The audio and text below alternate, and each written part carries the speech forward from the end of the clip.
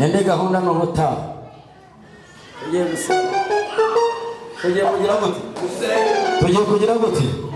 tugiye gusenga.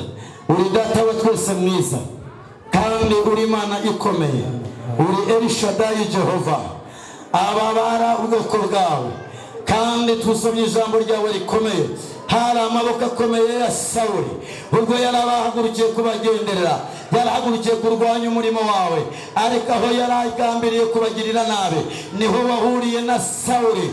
Ahuruduka ahantu yarari yikubita hasi. Turagushimiye mwami ko ibibazo byari biduhagurukiye uhereye uyu mwanya ubikubise hasi, ubukene ubukubise hasi, ubukondo ubukubise hasi. Ibyatwirukankanaga duhuye nawe kandi tudepashije dusohoka mu kibazo twari duhagazemo.